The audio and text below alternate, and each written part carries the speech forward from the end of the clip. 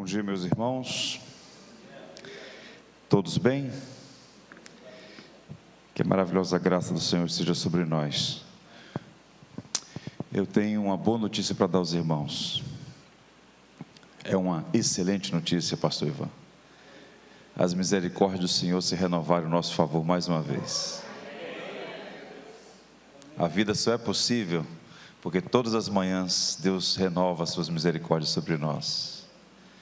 E o túmulo está vazio, nosso Redentor vive. Haverá um dia, uma hora e um momento que nós veremos face a face aquele que nos amou e por nós quis morrer. Então nós temos muitos motivos para o contentamento, para a alegria, para uma vida superlativa. Nós vivemos um mundo quebrado. Esse mundo é marcado pelo sofrimento, pela dor, por muitas perguntas para as quais nós ainda não temos respostas. Mas a boa notícia é que o Senhor reina, Ele prometeu estar conosco. Então quero te encorajar a ser um cristão contente em Cristo, vivendo todos os dias, mantendo os olhos nele, que é o autor e consumador da nossa fé. Irmãos queridos, eu quero compartilhar com vocês uma porção que está no livro de Atos, capítulo 13. Nós estamos tratando o tema igreja saudável, revitalização de igreja. E eu quero partilhar com vocês uma igreja modelar, uma igreja que é uma referência para nós, de uma igreja saudável, na linguagem de Francis Schaeffer, a igreja mais bela do Novo Testamento, a igreja em Antioquia. À luz de Atos 13, versos 1 a 3, e outras passagens que leremos, vamos pensar sobre o tema de Antioquia para o mundo. Vamos pensar na missão da igreja. Ouçamos todos a palavra do Senhor. Atos 13, a partir do verso 1. Na igreja de Antioquia havia profetas e mestres: Barnabé, Simeão, chamado Níger, Lúcio de Cirene, Manaém, que fora criado com Herodes, o tetrarca, e Saulo. Enquanto adoravam o Senhor e jejuavam, disse o Espírito Santo: Separai-me a Barnabé e a Saulo para a obra que os tenho chamado. Assim, depois de jejuar e orar, impuseram-lhe as mãos e os enviaram. Que o Senhor nos abençoe. O capítulo 13 do livro de Atos marca um ponto de inflexão na história da igreja registrada por Lucas. Se vocês observarem atenciosamente, até o capítulo 12, o personagem em mais evidência é Pedro, o apóstolo Pedro, porque até aqui, até o capítulo 12, toda a narrativa de Lucas é para mostrar o crescimento do evangelho entre os judeus. A partir do capítulo 13, um novo personagem vai ganhar proeminência, Paulo, o apóstolo aos gentios. E a partir do capítulo 13 nós vamos ter o registro das expedições missionárias e como o evangelho deixou o subúrbio do mundo e chegou ao coração de Roma, coração da capital, coração do Império Romano.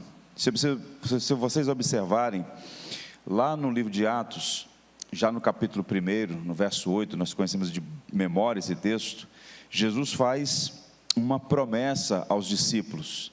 Ele tem a sua ressurreição confirmada, ele é visto por muitas testemunhas, e por um período de 40 dias o Senhor esteve entre os seus discípulos, e ele deu uma promessa entre outras. Ele disse: recebereis poder ao descer sobre vós o Espírito Santo, e sereis minhas testemunhas, tanto em Jerusalém, como em toda a Judeia e Samaria, até os confins da terra. Esse versículo ele é importante porque ele vai estabelecer, digamos assim, um roteiro da ação da igreja, deixando Jerusalém e ampliando suas ações para a Judeia, Samaria e até os confins da terra. Então, até o capítulo 12, os habitantes de Jerusalém ouviram o evangelho. Os samaritanos ouviram o evangelho. Alguns gentios que moravam nessas duas regiões também ouviram o evangelho. Agora, a partir do capítulo 13, o que é que nós temos aqui? Um movimento em direção ao mundo gentílico. É um movimento deliberado, organizado, planejado para levar o evangelho até os confins da terra. Então é a primeira vez que a viagem missionária é realizada, e essa expedição missionária, promovida pela igreja de Antioquia, tem muito a nos ensinar. Vejam, uma característica de uma igreja saudável é a obediência ao seu Senhor. E o mandato missionário não é opcional. O trabalho de evangelização, aqui, ali, acolá, é um imperativo, categórico imperativo a todos os discípulos de Jesus e a igreja como um todo. E aquela igreja, que também tinha sido alvo da maravilhosa graça, aquela comunidade nasceu, ela nasceu pela graça de Deus, agora estava cumprindo a missão de levar o evangelho a várias partes do mundo. E nós temos aqui um quadro bem interessante. Eu vou mostrar para vocês aí um quadro do Império Romano. Esse é, por assim dizer, o Império Romano na sua máxima extensão. Esse quadro representa o que os antigos chamam de oikomene, é o mundo habitado. Havia gente, certamente, fora desse círculo, mas o mundo habitado, ou seja, o Império Romano está aí dentro, nessa bacia do Mediterrâneo. Nós temos 60 milhões de pessoas vivendo aí. Interessante, não é? E o Evangelho, quando eclode, quando surge numa época em que o cristianismo, o Império Romano dominava o mundo antigo. Então a fé cristã ela começa a se expandir inicialmente dentro do círculo do Império Romano. Judeia, Samaria e agora até os confins da terra. Era preciso alcançar o mundo romano. É interessante notar que quando a igreja surge e ela avança com muitos elementos de dificuldade, por assim dizer. Ela tem limitações políticas, econômicas, sociais, é uma igreja pequena, objeto de estigmas e preconceitos, mas a despeito de todas as dificuldades, ela nasce no subúrbio do mundo, na periferia da periferia, mas ela avança porque é a igreja de Jesus Cristo, ele prometeu edificá-la, e a igreja recebeu o poder do Espírito, a graça do Senhor para avançar na propagação do Evangelho. No final do 3º século, ainda quando havia perseguição, antes do edito de Constantino, no ano 313, a igreja avançou tanto que 10% do Império Romano havia se convertido. 6 milhões de cristãos em 300 anos. Numa época não havia as tecnologias de informação como temos hoje, os meios de transporte eram extremamente limitados e precários, mas a despeito disso a igreja avançou. E a pergunta é, por quê? Porque cada cristão era um missionário. E as igrejas estavam inflamadas pelo amor de Cristo e transbordavam esse amor. E a igreja de Antioquia é para nós um modelo, porque começa de forma mais consistente esse trabalho mais amplo de evangelização do mundo a partir da igreja em Antioquia. Então vejam aí um quadro da viagem missionária. A primeira viagem missionária, ela é de curta distância. Ela sai de Antioquia da Síria, onde fica ali hoje literalmente a Síria, aquele país vizinho da Turquia, e faz uma incursão no sul da Turquia, numa região chamada Licaônia, Derbe, Listra, Icônio, Antioquia da Síria. É esse circuito imediato dessa viagem. Pois bem, deixa eu falar algumas coisas sobre a cidade de Antioquia, para a gente entender quais são as preciosas lições que nós podemos aprender aqui. Essa cidade, Antioquia da Síria, era a 3ª maior cidade do Império Romano. Era uma grande cidade para aqueles dias. Nós estamos falando de uma cidade com 500 mil habitantes. Não havia megacidades como nós temos hoje. A maior cidade do mundo era Roma, com 1 milhão de habitantes. Era um colosso. Antioquia era a 3ª maior cidade do Império. Ela foi fundada há muito tempo atrás, e ela via ali um expressivo número de pessoas vindo de variados lugares do mundo, porque era uma cidade pujante, de forte economia, havia uma colônia de judeus forte também lá, e a partir dali, nessa confluência de civilizações, de povos, uma igreja também foi estabelecida, e como nós vamos ver, era uma igreja de diversidade étnica, e ao mesmo tempo, união, foco no cumprimento da missão. No capítulo 11, se a gente recuar alguns versos, nós vamos ter algumas informações sobre o que aconteceu ali. Vejam, Atos capítulo 11, a partir do verso 19, é dito assim: então os que foram dispersos por causa da tribulação que sobreveio a Estevão, se espalharam até Fenícia, Chipre e Antioquia, não anunciando a ninguém a palavra, senão somente aos judeus. Alguns deles, porém, que eram de Chipre, de Cirene, e que foram até Antioquia, também falavam aos gregos, anunciando o evangelho de Jesus. A mão do Senhor estava com eles, e muitos, crendo, se converteram ao Senhor. Vejam, como é que é esse movimento? O evangelho surge ali na região da Judéia, a igreja começa a pregar o evangelho, muita gente vai convertendo, judeus, tão somente judeus. O primeiro convertido não judeu é Cornélio, no capítulo 10. Não é? Nós tivemos alguns personagens como o etíope, convertido lá no capítulo 8, mas o que Lucas está mostrando para a gente é como esse movimento de ampliação do evangelho está acontecendo. Ele está mostrando judeus, samaritanos e agora gentios. Quando a perseguição surge com intensidade, inclusive Tiago é assassinado, o primeiro apóstolo martirizado, eles viajam, eles vão embora. Muitos saem, e aí eles chegam a Antioquia, mas eles não pregaram aos gregos de lá, eles não pregaram aos gentios, pregaram apenas aos judeus.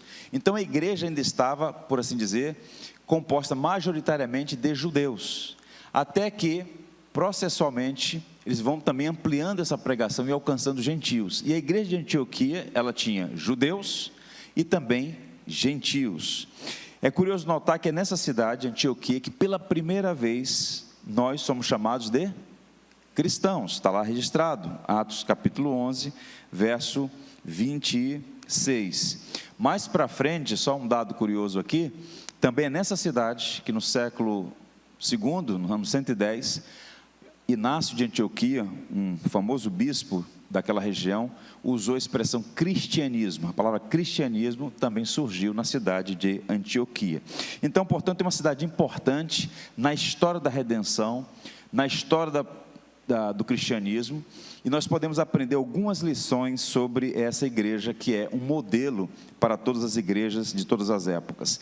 Eu queria destacar aqui 3 verdades sobre a igreja de Antioquia. Uma igreja aberta às pessoas, uma igreja aberta a Deus, uma igreja aberta ao mundo. Vamos aprender então essas lições, vamos meditar aí no texto de Atos 13. Então vejamos, uma igreja aberta às pessoas. O que é curioso notar aqui, que ainda no verso 1, Lucas registra os nomes daqueles que compuseram a primeira equipe missionária. Vejam os nomes. Havia na igreja de Antioquia profetas e mestres, e ele cita Barnabé, Simeão, por nome Níger, Lúcio de Cirene, Manaém, Colasso de Herodes, o tetrarca, e Saulo. Então vamos pensar aqui nesses nomes. Quem era Barnabé? Barnabé era um rico comerciante judeu, natural de Chipre. Chipre ficava muito perto, fica ainda muito perto ali, é a maior ilha do Mediterrâneo. Então ele é natural de Chipre, é um judeu próspero, que é alcançado pelo evangelho, doa as suas propriedades, seus bens e vive exclusivamente do evangelho. Ele é tio de João Marcos, irmão, muito provavelmente irmão de Maria, a mesma que também tinha recursos, que era proprietária da casa onde Jesus realizou a última ceia, o cenáculo. Então, é uma família conectada desde seu nascimento com a tradição cristã. Então, Barnabé, esse homem que se dedica à causa do evangelho. É dito muito sobre ele, sua generosidade, sua amabilidade, seu coração grande em relação ao evangelho. É ele que faz a conexão de trazer Paulo para perto da igreja, mostrando aos irmãos que de fato tinham passado por uma experiência de conversão. Então nós temos a figura aí, Barnabé. A segunda, Simeão, por sobrenome Níger. Níger significa literalmente negro. Ele pode ter sido um africano ou apenas alguém de pele escura. Os estudiosos não têm ainda convicção ou precisão sobre essa expressão. E alguns até sugerem que ele é a mesma pessoa que foi obrigada a carregar a cruz de Jesus lá em Jerusalém. William Barclay, um comentarista escocês muito capaz, diz assim: seria um fato maravilhoso que o homem cujo primeiro contato com Jesus foi levar-lhe a cruz, uma tarefa que ele deve ter molestado amargamente, agora seja um dos principais responsáveis por levar diretamente a história da cruz ao mundo. Não sabemos necessariamente quem é o Simeão, mas é Simeão Níger, Simeão o negro. Há um outro personagem que aparece, que é Lúcio de Cirene. Cirene é uma região, uma cidade e uma região bem no norte da África, aquela por muita influência de Cartago, e desde o início havia ali também uma comunidade cristã. E agora, esse homem faz parte da igreja em Antioquia. Tem o Manaém. Manaém é colasso de Herodes. Colasso, não é uma palavra que a gente usa todo dia, né? Colasso significa literalmente irmão de criação. Manaém, crente da igreja em Antioquia, missionário da primeira expedição missionária, era irmão de criação de Herodes, o mesmo Herodes que mandou matar Tiago. Um se tornou pregador do evangelho e um outro perseguidor do evangelho. Que coisa interessante, não é? O homem que mandou matar um dos apóstolos, agora tem um dos seus irmãos como expedicionário, como um pregador do evangelho. E tem a figura de Saulo de Tarso, judeu e cidadão romano. Portanto, Antioquia era uma cidade aberta às pessoas, havia diferenças étnicas, ali tinha judeus e gentios, havia diferenças sociais, pobres e ricos, porque o Manaém era de uma família de aristocratas, é de uma família em que havia gente no comando, no poder, mas também era uma igreja em que todos eles, apesar das diferenças existentes, estavam presentes naquela igreja unidas por causa do evangelho. O que a gente aprende aqui? Qual é a lição para nós? Para uma marca de uma igreja saudável. Ouça a aplicação. A igreja de Jesus Cristo é uma congregação de pessoas diferentes, mas unidas no evangelho. A igreja deve estar aberta a todos, embora não aberta a tudo, mas aberta a todos. Isso faz toda a diferença. Por que eu estou a dizer isso? Vejam, se nós entrarmos numa igreja e encontrarmos somente jovens, isso é um problema. Se nós entrarmos numa igreja e encontrarmos apenas idosos, é um problema. Qual é a característica de uma igreja saudável? É uma congregação de famílias alcançadas pela graça. Você tem que ter numa igreja saudável crianças de colo, crianças aprendendo a andar, crianças, adolescentes, jovens, adultos e idosos. Isso é uma igreja. Uma igreja em que todas as famílias estão sendo alcançadas em todas as etárias da vida. Isso é importante notar. Uma igreja saudável, ela reconhece a existência das diferenças, mas as diferenças não fazem diferença nos relacionamentos. Não pode ser apenas uma igreja para um segmento, mas a igreja aberta às pessoas como um todo. E a providência tem os seus caminhos. Uma igreja pode ser na periferia, onde pessoas são mais simples, ela pode ser num bairro mais nobre, onde pessoas mais nobres, mas independente da condição social, a igreja está aberta a todos e ela deve pregar o evangelho a todos os homens. Isso é uma característica de igreja saudável. Veja o que Deus disse a Abraão: em ti serão benditas todas as famílias da terra. Famílias aqui significa etnias. Então Deus ama todos os povos. E a igreja tem a missão de anunciar o evangelho a todos os povos, a começar pela multiplicidade de nações dentro de um próprio território, como é o caso do Brasil, onde há muitas nações dentro de um próprio país, do mesmo país.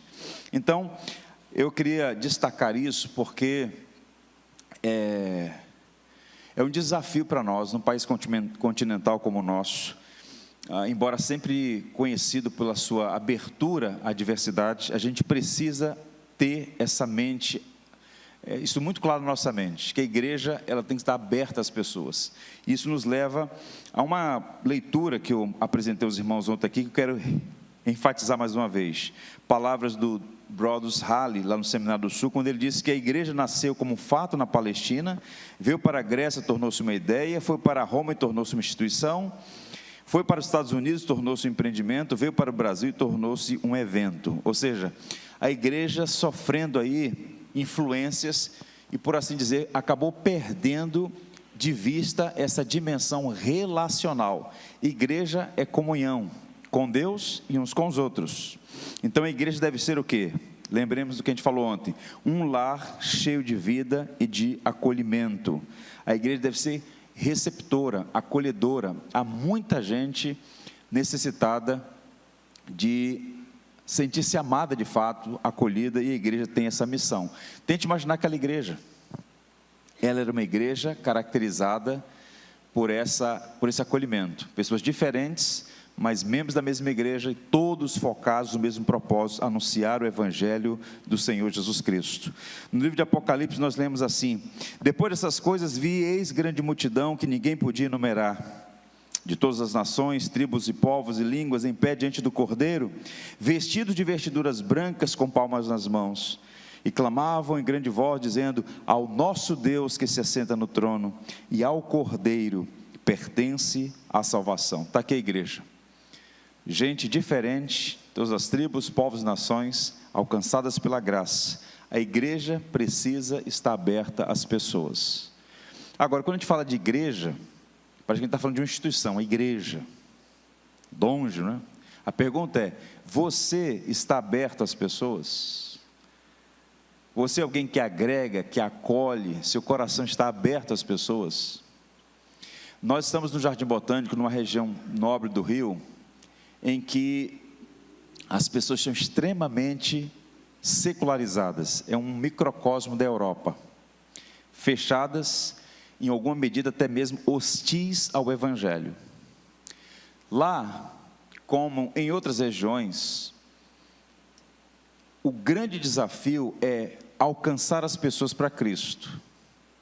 E no Brasil como o nosso, em que a televisão, a mídia, a internet de modo geral, alimentou tantas caricaturas em relação à igreja, em relação aos seus líderes, pastores, muitas pessoas não querem nem saber de igreja, porque já existem aquelas perspectivas equivocadas e as reais, por conta dos escândalos. Então a pergunta é, que eu tenho feito lá no Jardim Botânico: como é que nós vamos alcançar esse bairro, essa região do Rio de Janeiro?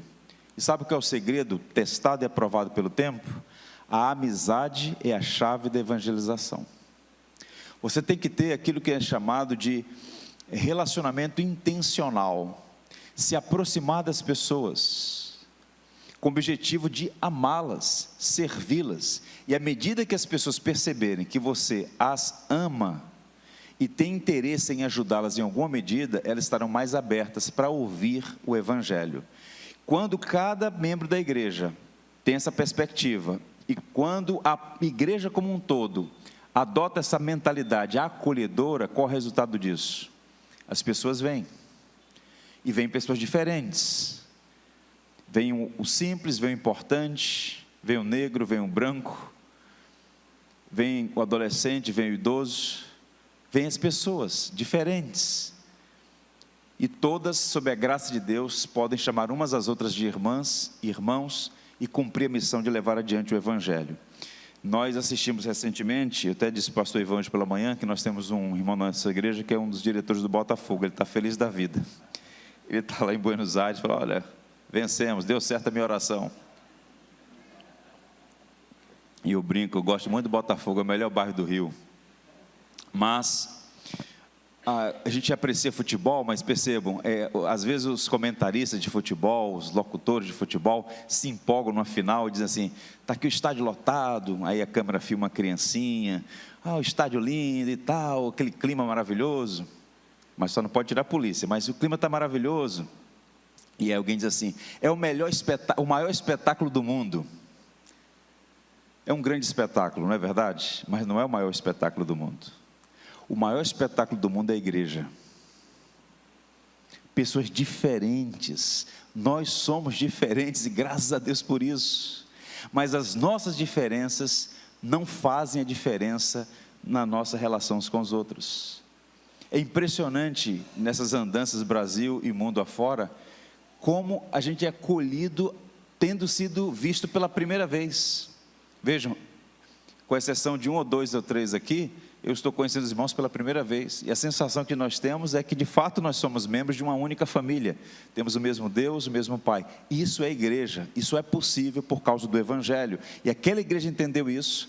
Era uma igreja diferente, pessoas, mas estavam unidos no propósito, e agora une esses homens e os envia em missão para anunciar o Evangelho, cumprindo a ordem de Jesus Cristo. Louvado seja Deus por isso. Uma segunda verdade que eu quero destacar aqui: uma igreja aberta para Deus. No verso 3, 2 e 3, é dito assim: e servindo eles o Senhor e jejuando, disse o Espírito Santo: separai-me agora Barnabé e Saulo para a obra que os tenho chamado. Então, jejuando e orando, impondo sobre eles as mãos, os despediram. Soa estranho isso, né? Uma igreja aberta para Deus. Mas vejam, existe a possibilidade de uma igreja estar fechada para Deus. Eu quero que os irmãos entendam isso. Uma igreja, o que significa uma igreja aberta para Deus e uma igreja fechada para Deus. Vamos fazer a leitura de um estudo de caso aqui. Laodiceia era uma igreja fechada para Deus. Jesus disse isso: eis que estou à porta e bato, se alguém ouvir a minha voz, abrir a sua porta, entrarei, cearei com ele e ele comigo. Esse versículo, que por vezes é usado para evangelização de pessoas, como se Jesus estivesse à porta dos ímpios, batendo para entrar, esse versículo, o contexto dele não é uma palavra dirigida a pagãos, é uma exortação à igreja. A igreja de Laodiceia era uma igreja que tinha qualidades, você vai perceber lá que havia qualidades naquela igreja, mas era uma igreja que pecava no essencial. Ela estava fechada para Deus, não havia comunhão. O Senhor falou: estou à porta e bato, se alguém abrir, ouvir a voz e abrir, entrarei na sua casa, serei com ele e ele comigo. Então a igreja de Laodiceia aponta para nós sobre o perigo de estarmos envolvidos em tantas coisas e ao mesmo tempo fechados para Deus. A igreja de Antioquia, na contramão, ela estava aberta para Deus. E qual é o sinal disso? Servindo eles ao Senhor e jejuando, disse o Espírito Santo: separai-me agora. O texto vai dizer ainda que jejuando e orando, impondo as mãos sobre eles, os despediram. Era uma igreja caracterizada pela direção do Espírito, por uma vida de oração, por uma vida de piedade, disciplinas espirituais. Então chama a atenção o fato de que, ao receberem a revelação de Deus sobre a missão, eles passaram a jejuar e orar e enviaram aqueles homens em missão. E aqui nós temos uma grande lição a aprender. A igreja de Jesus Cristo deve buscar a direção do Espírito Santo na palavra. Qual é a grande questão, irmãos, que nós devemos considerar? Existe o perigo real da gente olhar para as questões da igreja, seus deveres, suas obrigações, suas responsabilidades, seus desafios, e achar que nós podemos fazer pelas nossas próprias capacidades e habilidades. Jesus diz claramente: sem mim nada podeis fazer. Nós não podemos agir numa perspectiva correta sem a graça de Deus, sem o auxílio do Senhor. Por isso devemos estar abertos para Deus, para a direção que Deus dá. Nosso coração é enganoso. Se tem um conselho que você nunca deve ouvir, é esse que vem na mídia direto, né? Ouça o seu coração. Se você ouvir seu coração, você vai de mal a pior. Seu coração não é bom. A Bíblia diz que não é. Seu coração é enganoso e desesperadamente corrupto. Nós temos que ouvir ao Senhor por meio da sua palavra. E o Espírito de Deus, ele ministra os nossos corações por meio da palavra. E a igreja tem que estar sensível à direção do Senhor, para as suas ações, todas elas. Ainda há pouco ouvimos aqui que vai ter uma assembleia. O que é uma assembleia? É uma reunião da igreja, uma reunião privada da igreja, em que a membresia, de forma congregacional, decide os seus caminhos, os seus rumos, e o faz a partir de um discernimento do que é a vontade de Deus. E a vontade de Deus se expressa, por vezes, de forma em que a igreja decide comunitariamente. Mas para isso a gente precisa ter uma mentalidade de dependência da graça, de dependência do Espírito Santo. Isso passa necessariamente por uma vida de oração comunitária. Houve um avivalista nos Estados Unidos, no século passado, conhecido, chamado Leonard Ravenhill. Eu tinha 13 anos de idade quando eu li um livro dele, chamado Porque Tarda o Pleno Avivamento, publicado pela antiga editora Betânia. E o livro é muito interessante. Ao final do livro, de cada capítulo, tinha umas citações, e eu fiquei muito curioso sobre aqueles homens e mulheres tão notáveis citados ali. E o Leonard Ravenhill, ele diz assim: contamos com muitas pessoas que sabem organizar, mas poucas dispostas a agonizar. Muitas que contribuem, mas poucas que oram. Muitos pastores, pouco fervor. Muitos temores, mas poucas lágrimas. Muitos que se interferem, mas poucos que intercedem. Muitos que escrevem, poucos que combatem. Se fracassarmos na oração, fracassaremos em todas as frentes de batalha. A igreja precisa estar aberta para Deus. Estar abertos para Deus implica em ouvir o Senhor, falar com o Senhor, vida de oração e dependência da sua graça. Deixa eu contar para vocês uma experiência. Nós temos tido um grande desafio de mobilizar a igreja para orar. Tem sido difícil. Todo crente, via de regra, ele tem algumas desculpas para não participar do culto de oração.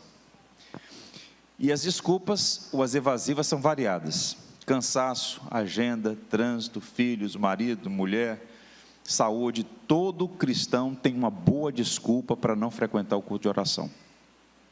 Numa igreja batista, via de regra, nós temos um culto semanal, às vezes, na maioria dos casos, quartas-feiras, às vezes terça ou quinta, mas enfim, um culto durante a semana em que a igreja se reúne para orar. Nós temos 52 domingos, quero dizer, 52 semanas. Se uma pessoa não pode participar de 52 cultos de oração, é razoável. Nenhum pastor pode, porque pelo menos 4 semanas ele deve estar ausente aí nas suas férias. Mas se nunca participa, isso é temerário. Líderes da igreja, que nunca participam dos cultos de oração, quando o Brasil sofreu o vexame de 7-1 para a Alemanha, foi uma vergonha. Foi uma vergonha. O país do futebol tomou a lambuja de 7-1 para a Alemanha. Agora, meus irmãos, 52-0 é uma triste goleada. 2024 está terminando, e a pergunta que você deve responder você mesmo, esquece o irmão que está ao lado agora, a pergunta que você deve responder você mesmo: dos 52 cultos de oração dessa igreja em 2024, em quantos você esteve presente? Responda. Desculpas evasivas nós já temos, nós precisamos agora de posicionamento. Quando surgiram as redes sociais nos Estados Unidos, o Facebook, o Twitter e depois outras redes que foram surgindo, o John Piper escreveu em 2012 que maior utilidade das redes sociais será mostrar no último dia que a nossa falta de oração não foi por falta de tempo. 1/3 do tempo está sendo diluído em frivolidades na internet. Então, o que eu estou dizendo aos irmãos? Nós precisamos aprender com o modelo de Antioquia, uma igreja aberta para Deus. Estar abertos para Deus é ter uma vida de devoção particular. Entra no teu quarto, fecha a tua porta, ora ao teu Deus em secreto e Ele te abençoará. Essa é a primeira dimensão, cultica.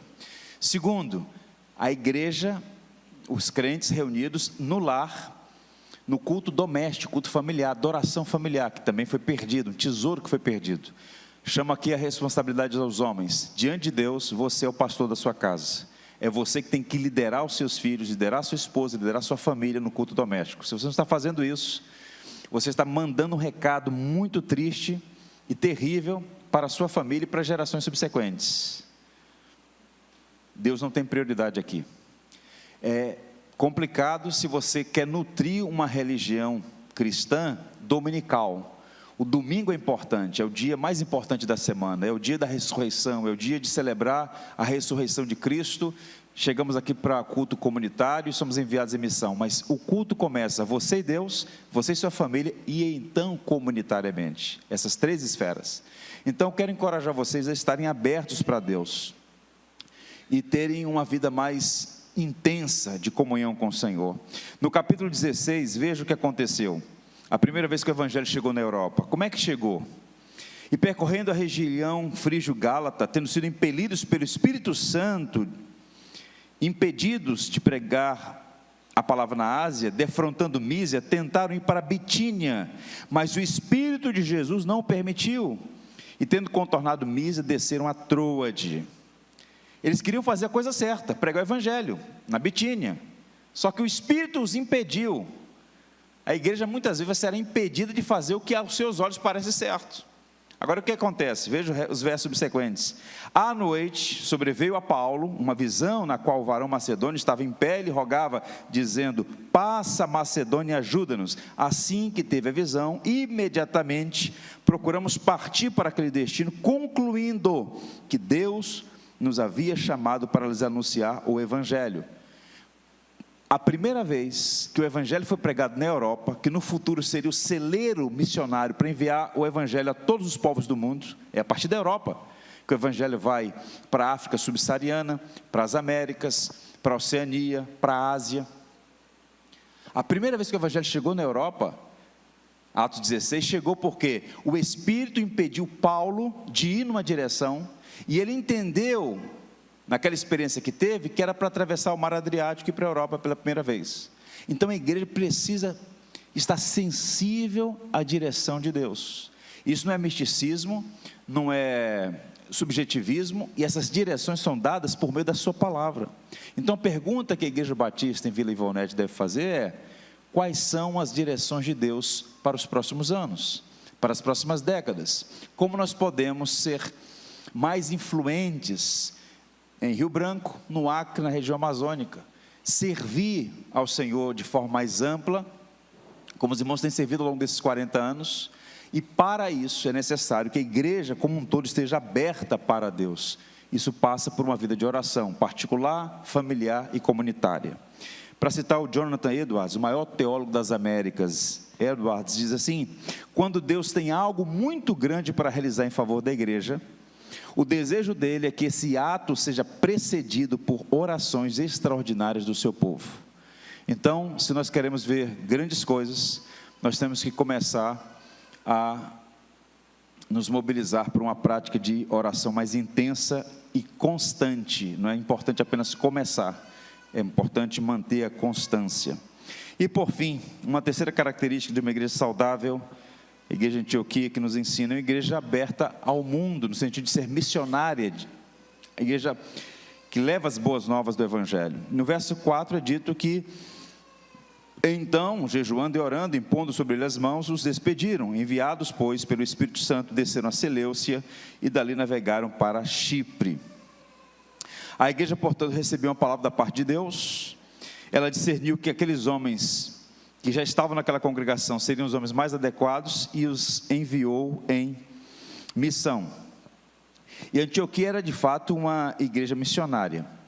E vejam quais são as cidades que são mencionadas aqui. A primeira cidade é Seleucia. Eles desceram de Antioquia até o porto de Seleucia, pegaram o navio e foram em direção a Chipre, 35 quilômetros primeiro e depois mais uma jornada para Chipre. E aqui a gente aprende algumas lições. Missões é um mandato intransferível que a igreja recebeu de Jesus. Pregar o Evangelho é obediência ao Senhor da igreja. Nós temos muito apreço pelas juntas de missões que nós temos, 2 grandes agências, missões nacionais, missões mundiais. Nós sustentamos missionários, cooperamos, mas é uma coisa que a gente nunca pode perder de vista: o mandato missionário foi dado à igreja. As agências missionárias estão a serviço da igreja. Quem faz missões não é a junta, quem faz missões é a igreja local, que pode fazer de forma imediata, no seu círculo imediato de ação, e pode fazer através da junta, que tem programa, que tem planejamento, que tem missionários efetivos e servindo de tempo exclusivo. Mas nunca percam de vista, quem faz missão é a igreja, quem recebeu o mandato é a igreja. Essas organizações todas têm o seu valor, mas são organizações para-eclesiásticas. Então, a igreja como um todo é que tem que ter a sua agenda missionária, a sua visão missionária. O Dr. Warren Wiersbe diz assim: Deus já havia chamado Paulo para ministrar aos gentios e convocou Barnabé a trabalhar com ele. A igreja confirmou seu chamado e os enviou para o campo missionário. Faz parte do ministério do Espírito Santo, trabalhando por meio da igreja local, preparar e chamar cristãos para ir a outras partes e servir. As juntas de hoje são apenas agências que enviam obreiros e agilizam o trabalho autorizado pela igreja local. Quem faz missão é a igreja. Quem recebeu o mandato é a igreja.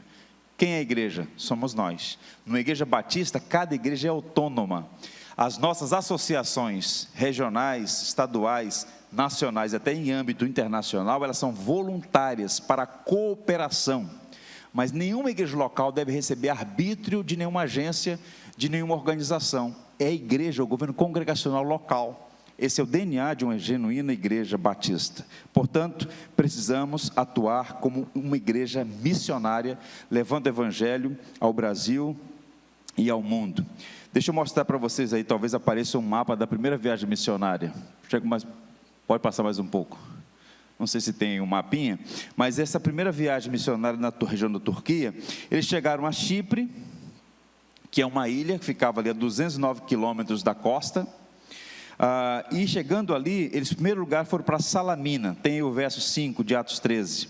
Chegados a Salamina, anunciavam a palavra de Deus nas sinagogas judaicas, tinham também João como auxiliar. Então vejam qual é a dinâmica missionária aqui. Eu queria caminhar para o final, apontando aqui destacando algumas questões. Vejam, a igreja está em Antioquia, a quinta maior cidade do mundo.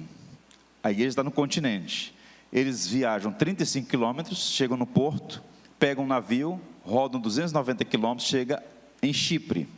No extremo oriente da ilha tem um lugar chamado Salamina, eles desembarcaram ali. E o que eles fizeram? Primeiro ponto de contato, a sinagoga. Naquela equipe pastoral missionária havia 2 judeus, Paulo e Barnabé.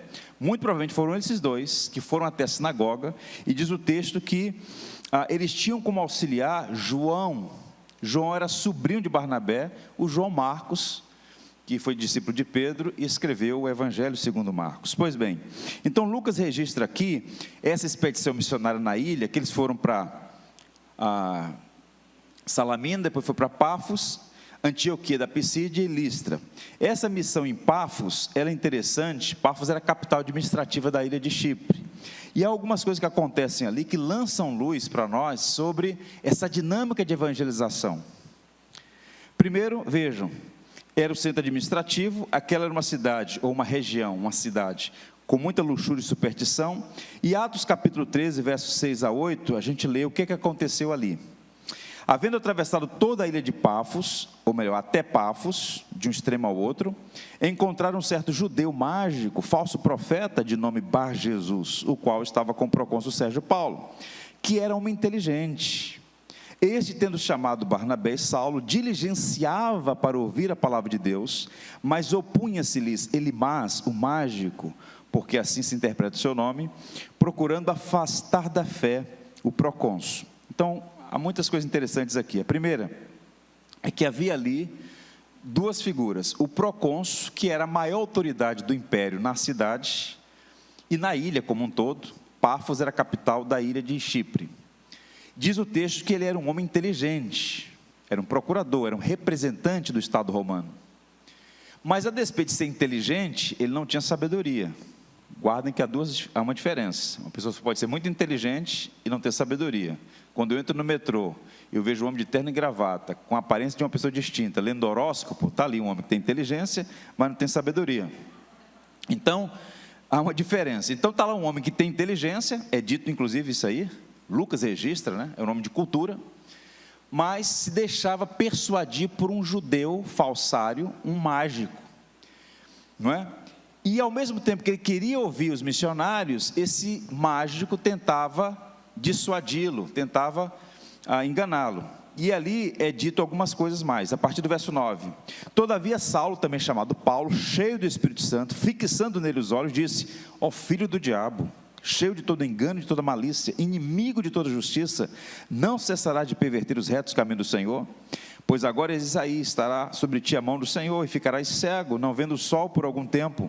No mesmo instante, caiu sobre ele névoa e escuridade. Andando à roda, procurava quem o guiasse pela mão. Veja, há uma coisa muito curiosa aqui. Primeiro porque Lucas muda o nome. Até aqui, Saulo é chamado de Saulo, mas a partir de agora vai ser chamado de Paulo. E por quê? Saulo e Paulo são a mesma pessoa, só que como até aqui ele estava trabalhando entre os judeus, o nome Saulo, de onde vem Saul, né, era o nome dos judeus, para os judeus. Agora ele vai ser chamado de Paulo, o segundo nome dele, porque ele vai começar a trabalhar entre os romanos. Era muito comum no mundo antigo a pessoa ter 2 nomes, um nome usado mais entre o seu povo e o nome na cultura romana. João, Marcos. João é nome judeu, Marcos é nome romano. Então Saulo e Paulo, e Marcos e Lucas então faz essa mudança aqui. A partir de agora não vai ser mais chamado de Saulo, porque Paulo vai trabalhar entre os romanos. E ele é muito duro na sua palavra em relação a esse Elimás. Ele disse que era um filho do diabo, porque estava persuadindo um homem a deixar de ouvir o evangelho, estava enganando aquela pessoa. E então, quando Paulo emite aquela palavra de juízo, imediatamente o homem fica cego. Isso é um prodígio, isso é um sinal. O procônsul vê aquilo e fica impressionado com o que ele ouviu, o evangelho, e com aquele sinal. E o verso 12 é dito assim: então o procurador, vendo o que sucedera, creu maravilhado com a doutrina do Senhor. Uma coisa interessante aqui, um procurador romano se converteu à fé cristã. E aqui algumas lições. Os milagres não salvam, mas abrem portas para a pregação do evangelho. E nesse caso aqui, fica em evidência isso. Para caminhar para o final, eu quero apresentar aos irmãos 3 lições aqui rápidas sobre essa igreja missionária e essa experiência em Chipre, especialmente em Pafos. Vejamos. Primeiro, a pregação do evangelho atrai a oposição do diabo. O diabo existe. Ele é espírito invisível, mas ele está em ação no mundo. Ele não é rival de Deus, porque Deus é sobre tudo e sobre todos. Deus não tem rival. O diabo é nosso adversário, mas ele é, na palavra de Lutero, como um cachorro amarrado na mesa do dono, só vai até onde o dono permitir. A gente não pode aceitar a perspectiva gnóstica que Deus e o diabo estão em guerra. Deus não tem adversários nesse sentido, porque Deus é soberano sobre tudo e todos. Mas o diabo, ele faz oposição à obra de Deus. Então, todas as vezes que uma igreja quer discernir os propósitos de Deus, quer obedecer à vontade de Deus, quer fazer a obra de Deus, quer anunciar o evangelho, vai surgir oposição maligna. Olha o que Paulo diz aos Coríntios, capítulo 4, versos 3 e 4. Mas se ainda o nosso evangelho está encoberto, é para os que se perdem que está encoberto. Por quê, gente? Nos quais o Deus deste século cegou o entendimento dos incrédulos, para que não lhes resplandeça a luz do evangelho da glória de Cristo, que é a imagem de Deus. Então vejam, por vezes nós convidamos alguém para vir à igreja, ou nós estamos evangelizando alguém no trabalho, um amigo, um parente, e a gente por vezes não percebe a batalha na qual estamos envolvidos. A conversão de uma pessoa é um milagre da graça. E tudo que estiver ao alcance do adversário para impedir as pessoas de vir enxergar a luz, ele o fará. Ele, mais o mágico, é uma referência a essa atividade maligna que tenta desviar as pessoas do caminho certo. Então, a pregação do evangelho, a atividade missionária sofre oposição maligna. Segundo, os que se opõem ao evangelho sofrerão juízo no tempo de Deus. No caso de Elimais, foi imediato. Paulo repreende, usa palavras pesadas em relação a ele, e diz que ele ficaria cego, e ficou cego imediatamente, para espanto de muitos, inclusive do procurador. Mas nem sempre acontece assim. Aqueles que se opõem ao evangelho, seja o poder estatal, político, seja um indivíduo, num contexto de um trabalho, um familiar, no momento certo, se permanecer impenitente, refratário, endurecido, sofrerá juízo. Deus não se deixa escarnecer. O que o homem planta, ele colhe. 1 Pedro diz assim: porque a ocasião de começar o juízo pela casa de Deus é chegada. Ora, se primeiro vem por nós, qual será o fim daqueles que não obedecem ao evangelho de Deus? E se é com dificuldade que o justo é salvo, onde vai comparecer o ímpio, sim, o pecador? Pedro está dizendo, se nós, os filhos, somos disciplinados, se nós vamos ter que responder a Deus pelas nossas ações, palavras e atitudes, imagine o ímpio, aqueles que não temem a Deus. Deus fará justiça. Essa é uma verdade pesada, mas é verdade. Uma terceira lição: o evangelho salva o pobre e salva o rico, o simples e o importante. O procônsul Sérgio Paulo foi alcançado pela graça. Isso é interessante. Existe uma perspectiva muito equivocada de divinizar a pobreza, sacralizar a pobreza. Vejam, uma parte substancial dos cristãos sempre foi constituída de pessoas simples, porque Jesus disse assim: graças te dou, ó Pai, porque ocultastes essas coisas, o evangelho, aos grandes entendidos a revelaste aos pequeninos. Por muito tempo, majoritariamente, a igreja foi composta de pessoas simples. Mas isso não quer dizer que por ser simples ou por ser economicamente pobre, a pobreza é meritória. Todos são pecadores, seja o doutor, seja o analfabeto, seja o rico, seja o pobre, seja um indivíduo anônimo ou seja o famoso, todos estão destituídos da glória de Deus e carecem da graça de Deus. E o que o Evangelho está mostrando para nós é que desde o nascimento do cristianismo, Deus manifestou graça sobre todos os homens. Quem foi que providenciou um sepultamento digno para Jesus? José de Arimateia, um homem rico. E aqui nós estamos vendo um procurador romano sendo alcançado pelo Evangelho. Outros anônimos, outras pessoas simples também foram alcançadas. Isso tem grandes lições para nós. Deus salva o pobre e salva o rico. O que tem sido dito, um falseamento da realidade muito forte nessa época de hostilidade ao cristianismo, é a ideia de que o cristianismo é para gente simples, gente pobre, ignorante. Volto a dizer, uma boa parte dos cristãos é constituída de pessoas simples. Agora, o que a história testemunha? Vou lhes dizer, 65%, vou repetir, 65% dos vencedores do prêmio Nobel, nas mais diferentes áreas, eram cristãos.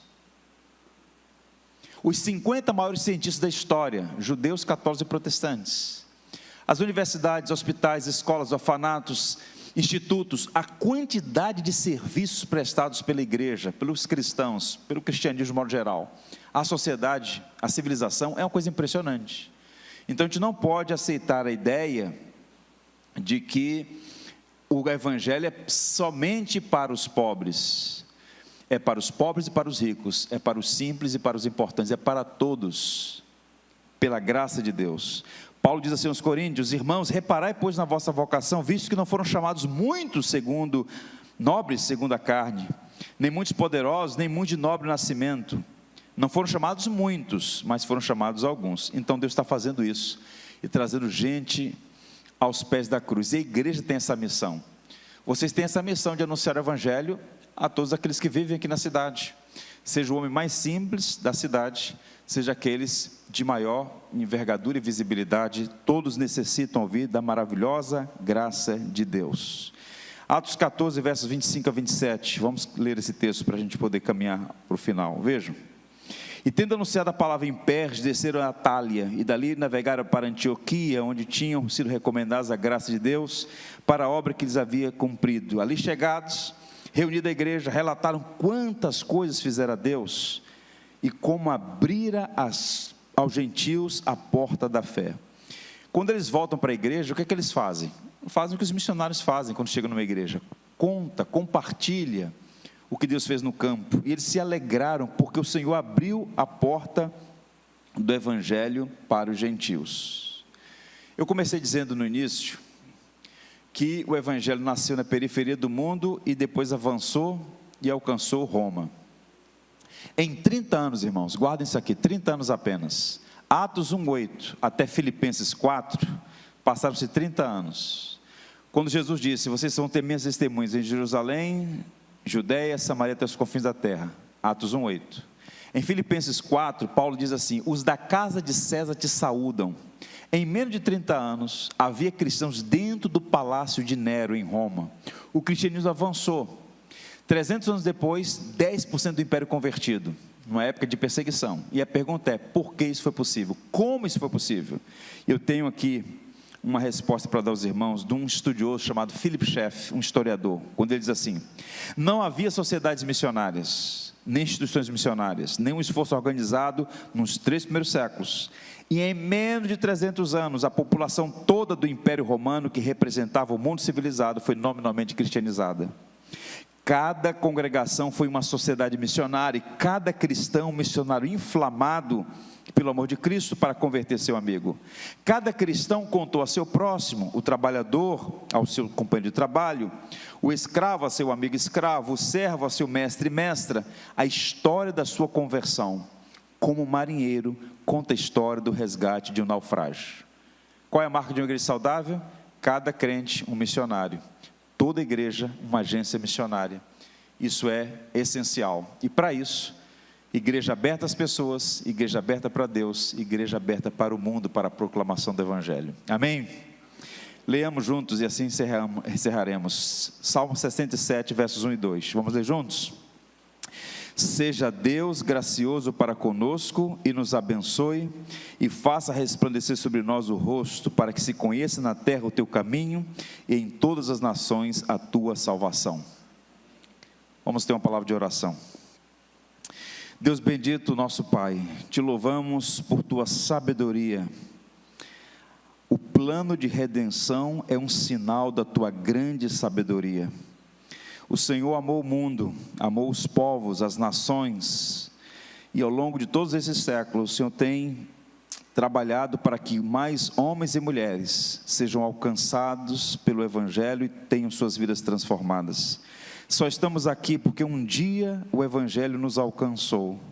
E agora, Senhor, Tu tens nos dado o privilégio de levar adiante a tocha do Evangelho.